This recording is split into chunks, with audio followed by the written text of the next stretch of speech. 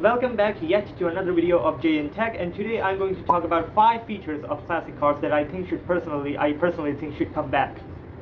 Now obviously these features are going to have their drawbacks, that's why they were discontinued in the first place, but this video is according to my own opinion that these things should make a comeback. Number 1 feature on my list is going to be pop-up headlights, and this is the number 1 feature for a reason. Pop-up headlights originally came in the 1940s, where there was a car that featured pop-up headlights, and they were pop-up headlights, but they were not electrically controlled. You have to roll them up manually. However, the rise of pop-up headlights came in the 1970s and the 1980s, where there was a law that cars should have their headlights at a certain height. However, companies wanted to make their cars look sportier. They wanted to make sportier and more aerodynamic cars. So one decision the companies took to make their cars appear more sporty and to keep up with the law of the headlight being at a certain height, they introduced their cars with pop-up headlights. Then the pop-up headlights blew up. Most people, even nowadays, who are car guys, really love the old feature of pop-up headlights. And I personally think that pop-up headlights should make a comeback. Now, the reason they were discontinued in the first place was that there were a lot of safety problems with pop-up headlights. I guess they were impaling the pedestrians or something.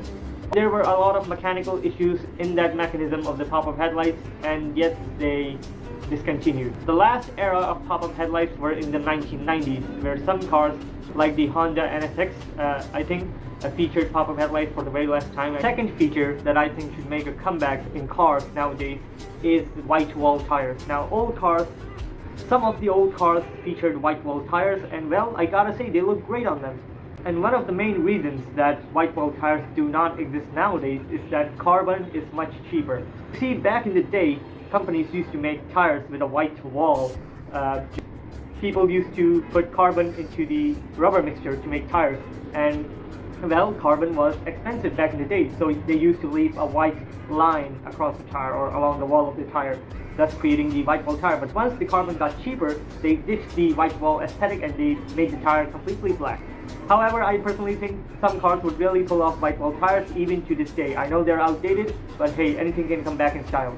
Third thing on this list, the third feature on this list that classic cars have and modern cars don't have, is small ventilation windows. Those small triangle ventilation windows.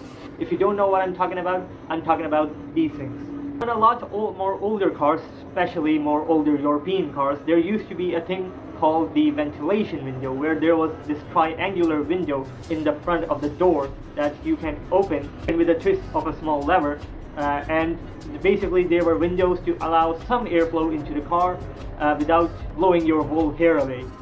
I personally think it was a really neat feature because you could actually control how much airflow you wanted inside the car. If you don't want your hair to blow away into the wind, or if you don't want your hairstyle to get messy, just open up the ventilation window halfway and you can have your required airflow inside the car.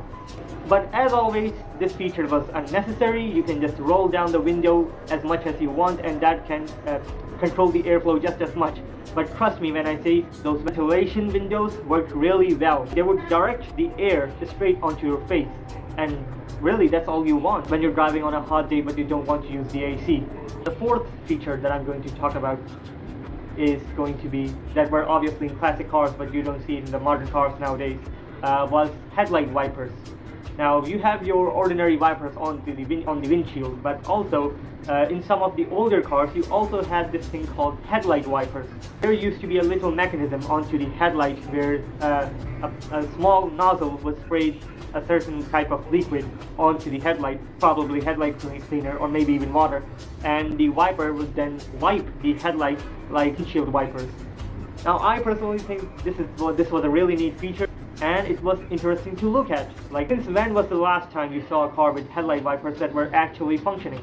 And that brings me to my point that why there was a downfall in headlight wipers in the first place.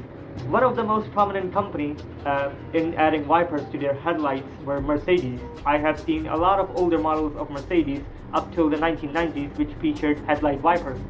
But they were discontinued because, as I said before, it is very rare that they are working properly because they were mechanically very complicated, over-engineered, and they were really hard to maintain.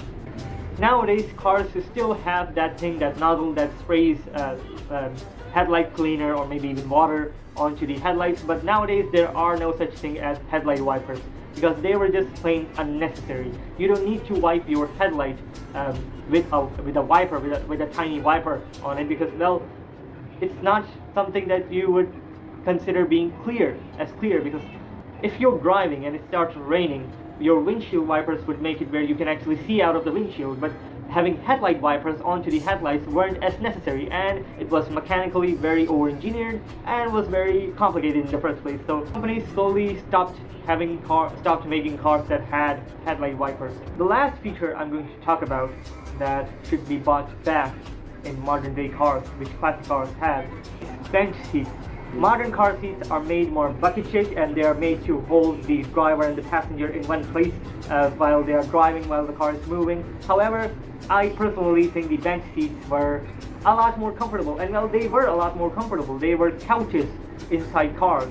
You could easily sleep on them. You could lay down on the bench seat of the car, and you could sleep there. They were really comfortable, and some of the more older luxury cars offered bench seats with cushions. Now, as I said before, they were couches inside cars.